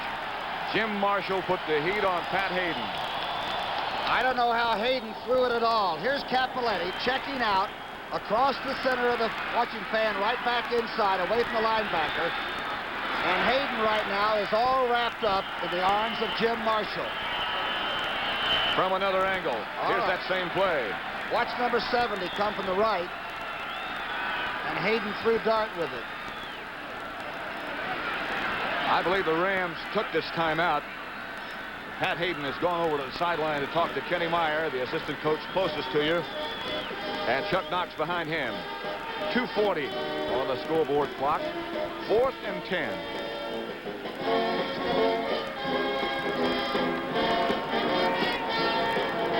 Los Angeles used a timeout. That's been confirmed now. So the Rams have 2 left. The Vikings have 3. 4th and 10. And if they can get a first down, they also have the 2-minute timeout that will automatically take place. But right now, you're right. The hardest thing to do sometimes is to try to get 10 yards when the defense will take that away. So perhaps when you go for 25 yards in this situation, it might be easier to get, I know it sounds weird, than 10 yards. Herb Cross down on the sideline with Brent Musburger, and they'll be fanning out into the locker rooms after this contest is over. Herb's not going to wear that hat into the locker room. Those players will kid him right out of there. There's a nice hello, and there's the Christmas tree inside the Viking locker room. Of course, the Rams spent Christmas Eve and Christmas Day yesterday here in Minnesota, away from home. And they didn't mind either. That's the Los Angeles locker room. Right now it's quiet, and one of them's going to be quiet when this contest is over. 2:40 left to play. 4th down. 4th and 10. Might as well be 4th and goal. Might as well be anything. This is the play. Hayden is deep. The Vikings are blitzing. Deep intended for Jesse. Picked off by Bobby Bryant. Bryant is up and at the 20. Bryant at the 25. Doug France is the guy who stopped him. It looked like Jesse was open. The ball hung, and Bryant got there. Bobby Bryant was covering Harold Jackson on a short out. He was supposed to be occupied, and Bryant left his man and went inside to pick off a ball that had touchdown written all over. Watch Jesse. He's open, but Bryant will come to the left center. Watch. And his man is open, and Jesse's closed. It was 4th down, and you might think about the fact that perhaps Bryant would have picked up more yardage. In actuality, Minnesota would have had better field position if he had just knocked it down instead of intercepting. You don't think about those things at a time like that, though. Minnesota football, 2:28. Chuck Foreman, the ball carrier. Foreman breaks a couple and slithers to the outside. Monty Jackson and Bill Simpson made the tackle, and Merlin Olsen quickly called a Ram timeout. 2:18 left in this season for one of these teams. In 18 seconds, the Rams would have gotten a timeout anyway. That's a valuable timeout. Similar to that situation that occurred in Dallas last week. Only Dallas called a timeout with 2 seconds to go before the 2-minute warning. That was a week ago, wasn't it? Seems like, well, one good game after another. And Patrick, you and I have been involved in so many, and we're so fortunate. And isn't that the truth? Oh. Bud Grant with his troops gathered round and his assistants. They want to leave Minnesota. And the Rams have to go back to California whether they win or whether they lose. The Minnesota touchdowns, a 90-yard run by Bobby Bryant after he picked up a blocked field goal. A field goal of 25 yards by Fred Cox. And a 1-yard run by Chuck Foreman after he had set it up with a 62-yard sprint. Ram touchdowns by McCutcheon and Jackson. With 2:18 left to play, Minnesota has a 2nd down and 4 situation. Chuck Foreman again. Jack Reynolds leads that pack with Bill Simpson also around. And Freddie Dreyer left the line of scrimmage so close to the snap that nobody called it, but he really destroyed that play early. Rams call another timeout. And that should be all of them. Of course, the clock will stop in 9 seconds for the 2-minute notifications. Chuck Knox has used all of his timeouts. Why is it the great pitchers or the great quarterbacks, when they have a sore arm or something, call some of their greatest games? And Fran Tarkenton right now with a bad bone on that right arm, you know, the bad thrower, he has called a remarkably strong game by not throwing it as much as he normally would have. He is checked with Bud Grant now and is headed back for the huddle. Number 10. So many, many great years. So many records. Which he minimizes. He says all you got to do to set records is just stay healthy. Which is quite an achievement in itself. Well, the Koufaxes and the Drysdales always threw their best games when they had a sore arm.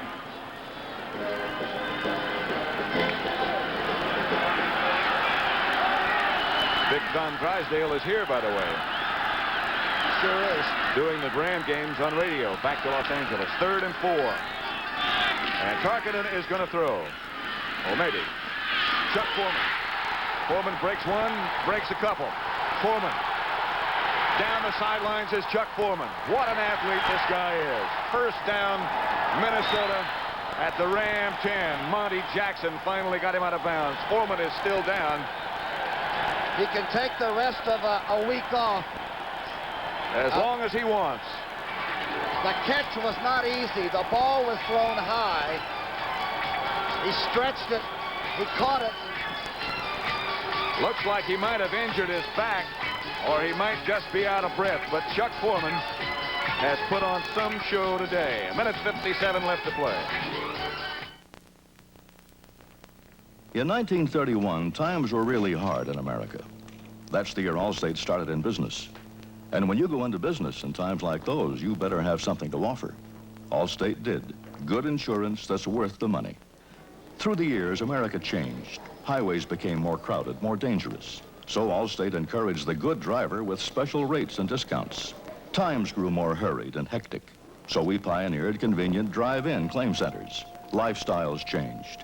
So we offered renters insurance and introduced a policy for condominium owners. It may look like Allstate's changed a lot since 1931, but one thing hasn't. The idea we started with 45 years ago is still the same. Good insurance that's worth the money. And the more things change, the more we'll work to keep that the same. And that's a promise from the 30,000 good hands people of Allstate. A promise from Bill, Betty, Karen, Pete, Clarice, Ray. The injury to Chuck Foreman doesn't appear to be serious. He's walked across the field.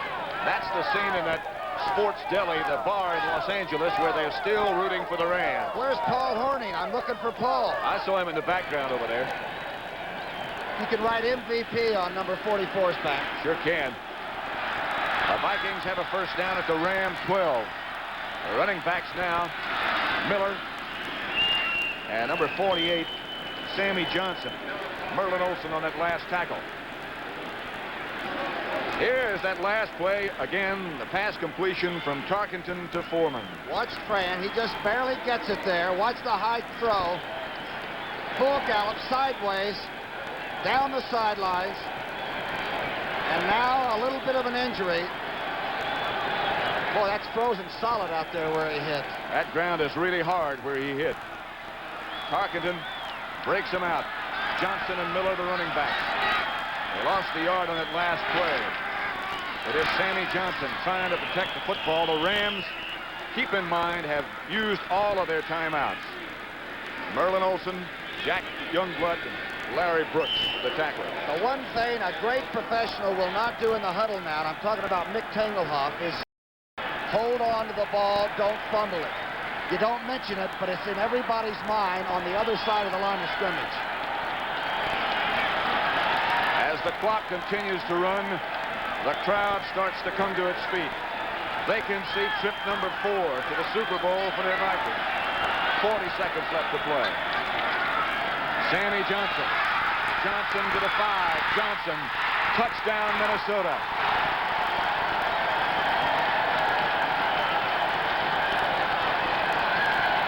Sammy Johnson carried Dave Elmendorf into the end zone and scored for the Vikings. Look at Youngblood right on the 15-yard line. He just moved. He looked like a statue.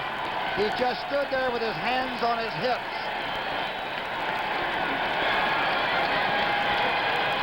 Here's the touchdown run by Sammy Johnson. What a team. You got to beat all 43 plus coaches, the city, Max Winter, Mike Lynn, you name them. Fred Cox ups the score to 24-13. The Vikings will play either Pittsburgh or Oakland in Pasadena. The Vikings are going to keep intact their record of never having lost an NFC championship game. And the Rams will go away from Minnesota again, dejected. Fran Tarkenton has 12 completions, 143 yards, and I'll guarantee you that number 10 will say this is the most satisfying game he ever quarterbacked. And how about number 44? Chuck Foreman, over 100 yards rushing, that clutch reception just a minute ago to set up the touchdown run by Sammy Johnson. And just shaken up. We just got word it is not a serious injury. Chuck Foreman hit on the sideline on that hard ground. Keep in mind that Brent Musburger and Irv Cross will be in the locker rooms. After this is over, Fred Cox squibs it on the ground. Picked up by Rob Scribner. Scribner throws a lateral, intercepted by Matt Blair. Matt Blair has blocked a punt. Matt Blair still got that football, and he's going to keep it. He had 5 fumbles. He's blocked kicks. He's intercepted passes. 59's done about everything you can do. Think he's not happy about it?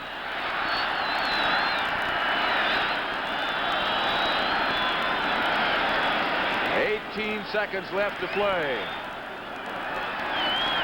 Chuck Knox and the Los Angeles Rams see a long year of hard work winding down right now. Patrick, there aren't any losers in a game like this. I know they're winners, but there just aren't any losers. I mean that. Minnesota football, but this is all academic. Down goes Tarkenton, and the struggle ensues. And the clock is going to run out. It's going to be all over. Minnesota, trip number 4 to the Super Bowl. Tempers are still flaring, but the clock is still running. This one's over. And the goalposts go down. Hold it, Mike. I believe that Grant almost smiled. Almost. There go the goalposts. There come the Vikings. The Vikings make that happy trip up that tunnel. Neil Armstrong, the assistant coach, comes by. Head man Bud Grant, followed by the rest of his team. And that Viking locker room is very, very happy. Justifiably so. The Viking fans are very, very happy. Justifiably so. 24-13, the final score. Minnesota defeats the Los Angeles Rams for the championship of the NFC. The NFL today will return after this word from your local station. It boggles the mind. Babe Ruth made as much as the President of the United States. For today's superstars, it's little more than pocket money. Watch 60 Minutes tonight And also, Telly Savalas stars as Kojak tonight at 9, 8 Central on CBS. Today, lots of banks have free checking. The difference is, with free checking at Chase, you have lots of banks.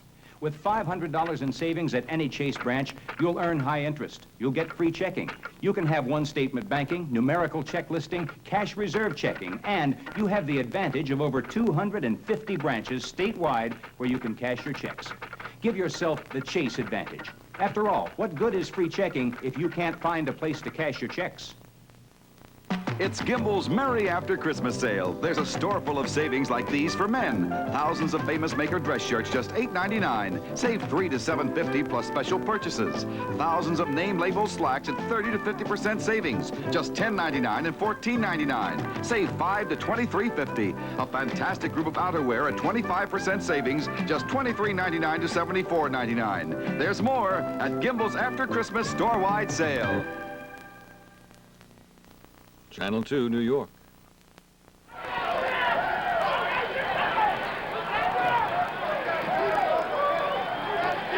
I wouldn't say it's bedlam.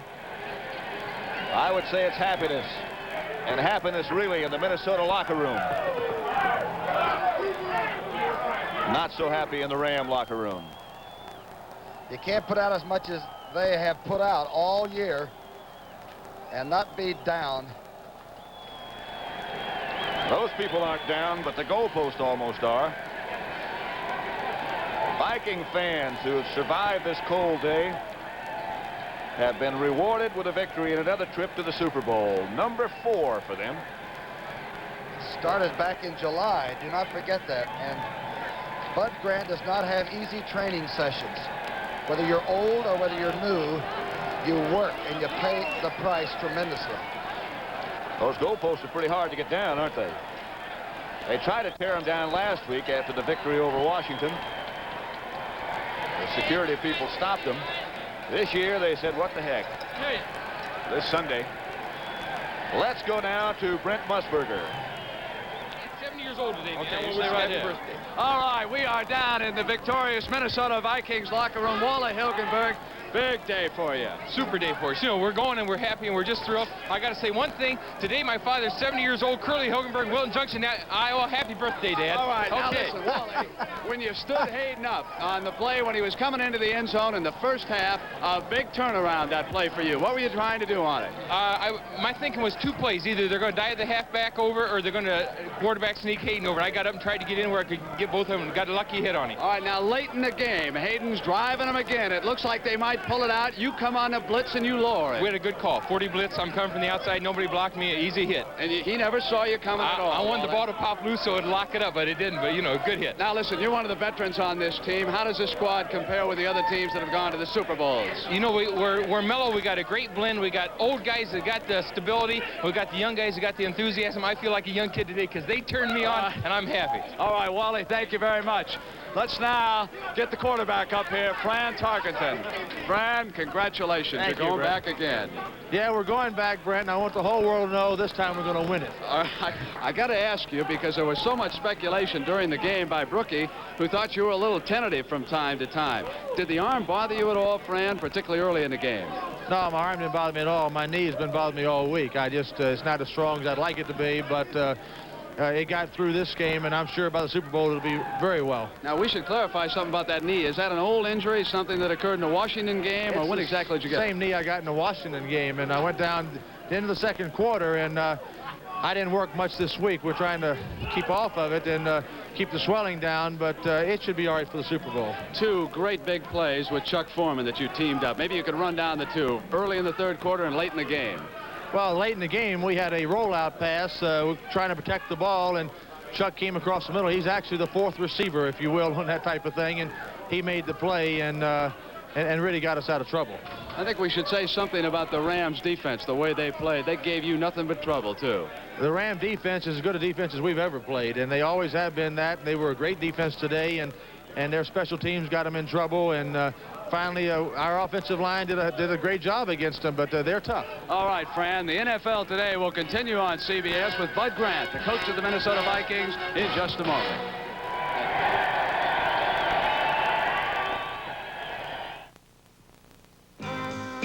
You gotta get up pretty early in the morning to beat McDonald's prices.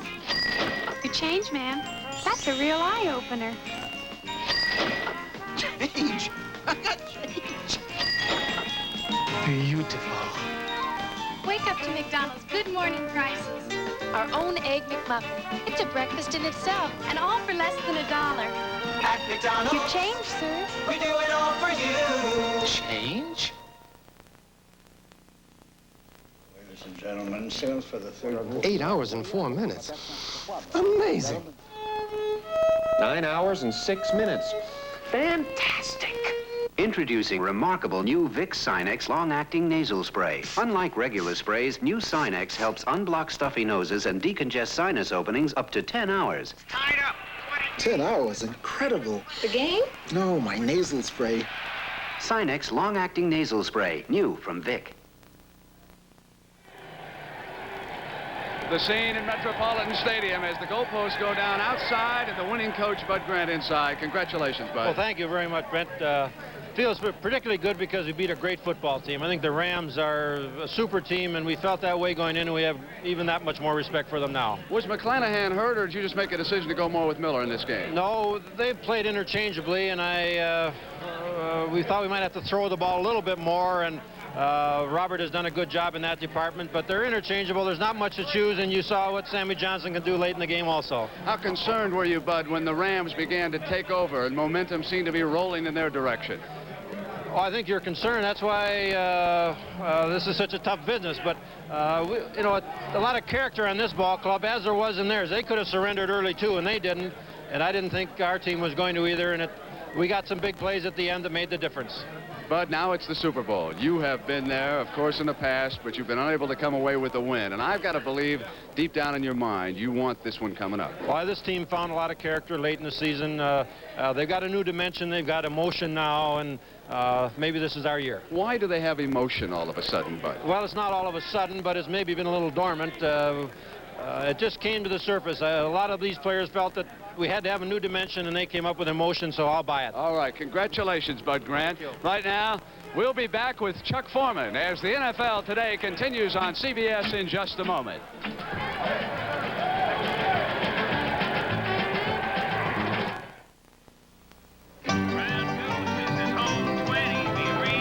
That's a big fat 10-4 home 20. I'm about 15 miles from home plate and the cover ride. You sit atop a rig with 13 forward speeds and 300 horses. From Maine to California, you keep on trucking. And when the run is over, that's when Miller time begins. Miller time. Time to gear down and stretch out and head for the best tasting beer you can find. Miller High Life, America's quality beer since 1855. If you've got the time, we've got the beer, Miller beer. Miller tastes too good to hurry through. When it's time to relax, we've got the beer, Miller beer.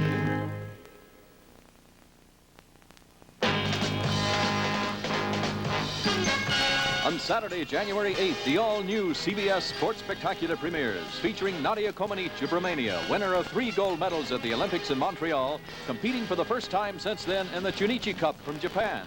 That's Saturday, January 8th for the all-new CBS Sports Spectacular. And the celebration goes on outside as the goalposts come down. Inside with me, Ahmad Rashad and Chuck Foreman. Ahmad, I hear that one O.J. Simpson gave you a phone call last night. Talked to him yesterday, told him I'd see him today because they'd have the red light on in our room. All right, Chuck, listen, some job. How about the injury now? Were you badly banged up at all? Just the wind knocked out of me. I'm okay. All right, early in the third quarter, I understand our director, Sandy Grossman, has got a couple of plays here for the second half, and you go ahead and take over. This is, it looks like this must be the pass play. And what it is just me one-on-one with the linebackers, and I was able to outmaneuver Robertson and Jack Reynolds, and just got around them and went down the sideline. And of course, I'm not a 9-3 sprinter, and I got caught. What a play that was, because the Rams, now here's the other run. Well, this is, what it was an outside call. Francis audible to an inside play, which was a cross block between Ed White and Ron Year, and I was able to outmaneuver the guys again and get in the backfield. And of course, Perry, I think, came from over on the other side of the field. I didn't see him, and of course, he caught me, and I should have turned it on a little bit, but well, we got in anyway. So, and he dove for me here, and he made a great tackle on that, Chuck. Great play by him, and of course, we played a great defensive team. And there are the numbers, big guy. Right. Congratulations, 118, 76, 194. And I understand you don't like cold weather very well. No, I went to school to get out of the cold weather, but I'm back up here. But I'm a winner now. We never won in college, and I'm just happy to be here with the Minnesota Vikings. Do you really think that Bud Grant will give you heat warmers if you go all the way and win the Super Bowl for the sidelines next year? Well, it really doesn't matter. We can play in cold or warm. It's just a matter of, it's just a state of mind. All right, congratulations, Chuck. Right now, I want to go across to the Los Angeles Rams locker room. Irv Cross is with their coach, Chuck Knox. Irv?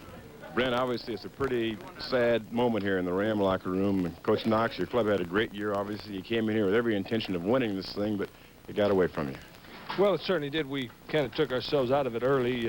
We had a couple mistakes in our kicking game that really hurt us. And, of course, that first field goal that we went for down there on the 1-foot line or 2-foot line and got it blocked, and they were able to run 99 yards for a touchdown. It really hurt us. You know, there'll be a lot of second-guessing about that play. I looked at it myself and said, gee, when you're that deep, you want to go for it. If you miss it, your defense is still in good position to hold them down there. If you had it to do again, what would you do? Well, you know, hindsight's always 20/20. We played them here earlier. We went for it on 4th down there and didn't make it. And we thought that we would take 3 points today and hoped that our defense could contain them and slow them down. But we wanted to get some points on the board. We'd driven all the way down there, and we didn't want to come up and take a chance on 4th down and come up empty-handed. But it's like anything else that you do in football. The only time that it's really good is when it works, and we lined up for a field goal attempt and had a malfunction in our blocking and got it blocked, and they ran it down for a touchdown. So now it looks like the call would have been to go for the touchdown. Coach, you know, we haven't seen the final stats yet, but it appears to me that the Rams dominated this ball game. You did everything you wanted to do, except the turnovers caught up with you in the first half. Well, we had some turnovers. We had a punt blocked. We had another snap to our punter, perfect snap that our punter dropped. We had a number of things that happened to us in our kicking game that really hurt us. And anytime you're in a big ball game and your kicking game doesn't function real well, why, you're going to be in trouble. But I was proud of the way our team battled back in that second half, and I thought that the momentum had swung there at one point, and I thought that we were going to come back and get the one touchdown that we needed. But unfortunately, we didn't, and got to give the Minnesota Vikings credit. They played a good football game, and I want to wish Bud Grant and the Minnesota Vikings best of luck in the Super Bowl. Coach, that's a great gesture, and I want to say thank you for all the pleasure you've given football fans across America. The Rams and Chuck Knox are first class, too. Let's go back to Brent Musburger in the Minnesota Viking locker room. All right, Irv, thank you very much. I'll be back with Bobby Bryant right now. Let's go out to Los Angeles, and here's Paul Horney. Brent, as you can well imagine, there's not too many happy Ram fans around here right now. Our thanks go to Bud Frillo and the management. I think a toast is in order. The Rams have had a good year, and they'll come back next year, right? And there's a lot of people here congratulate the Minnesota Vikings on a big win today, going to the Super Bowl. Number 74. Now back to Minnesota. Ask if he's got that interception on the disc.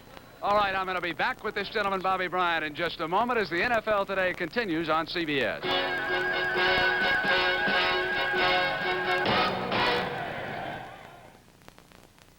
Hi, honey. I'll be home in an hour. Want a race? I'll put a frozen roast in our Amana radar range. You're on. Okay. The Amana Touchmatic Radar Range is the first microwave oven with a memory. It remembers how long to defrost, then cooks with split-second accuracy. Even remembers the time of day. And the Amana Cookmatic Power Shift lets you select the cooking speed you want. For gourmet favorites, for simmering, or to keep food warm when someone's late for dinner. Amana's first again. Acid indigestion sufferers, all antacids are not alike. Digel is different. It's antacid and anti-gas.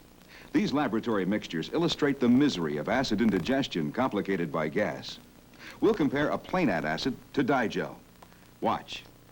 Plain antacids are not made to relieve this problem, but the Digel difference gives fast relief from excess acid plus fast relief from gas. Compare for yourself. Get the Digel difference.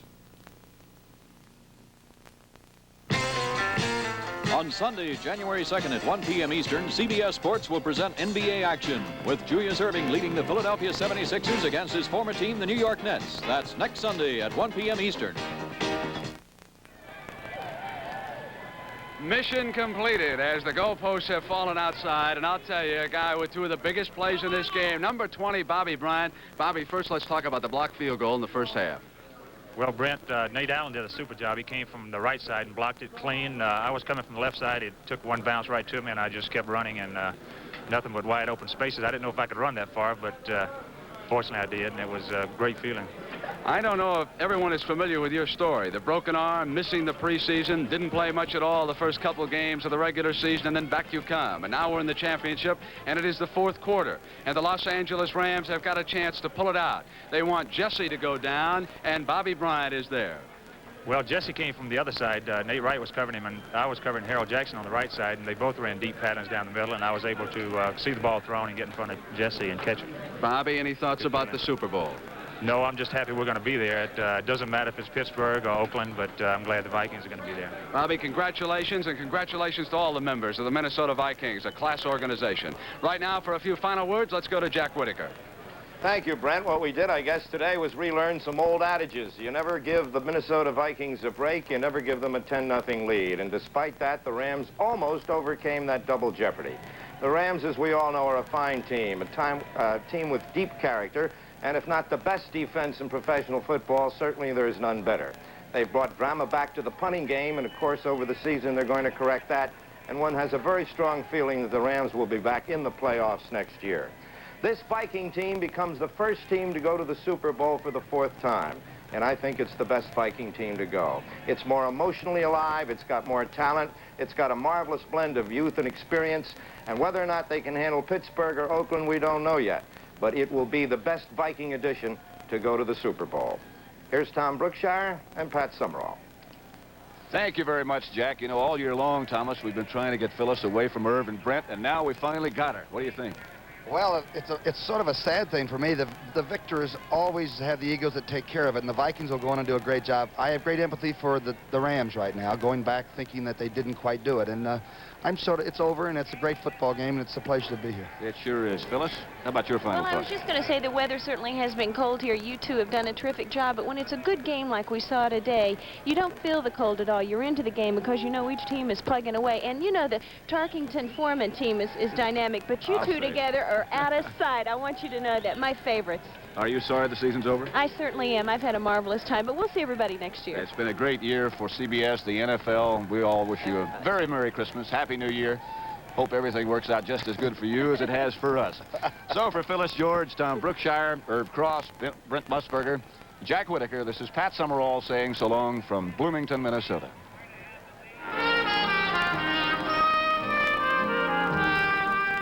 The NFL Today has been sponsored by Ford and your local Ford dealer, who say when America needs a better idea, Ford puts it on wheels. Sears die-hard batteries with starting power you can count on. Allstate Insurance Company, you're in good hands with Allstate. And by the Miller Brewing Company, brewers of Miller High Life. If you've got the time, we've got the beer.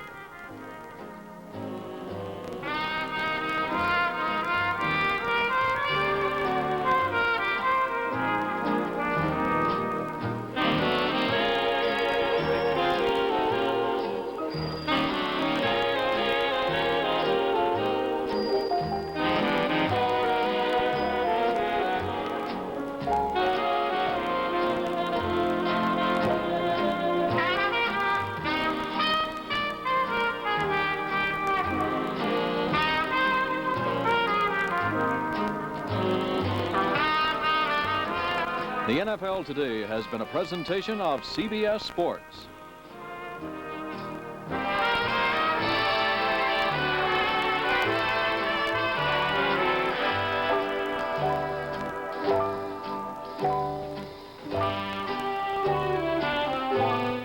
It boggles the mind. Babe Ruth made as much as the President of the United States. For today's superstars, that's little more than pocket money. Watch 60 Minutes tonight on CBS. I asked for it, I got it, Toyota. I wanted an inexpensive quality car and great gas mileage. So Toyota gave me The answer. the answer.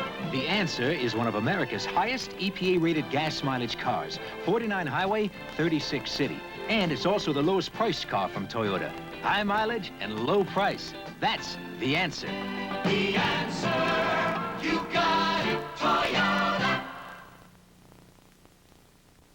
A&S After Christmas sales means super savings in every department, on every floor of every A&S store. Right now, you can save 20% on famous Mighty Mac jackets and coats. Boys' sizes, originally $60 to $85, are now $47.99 to $67.99. Men's, originally $95 to $135, are now $75.99 to $107.99. Save now at the A&S nearest you. Give a little bit of your love and make it Christmas again. Channel 2, New York. The following broadcast is a spontaneous and unrehearsed interview with CBS News executives and correspondents. It was recently recorded, edited, and broadcast by KOOL-TV, the CBS affiliate in Phoenix, Arizona. Inside CBS News. This is the Copper Dome.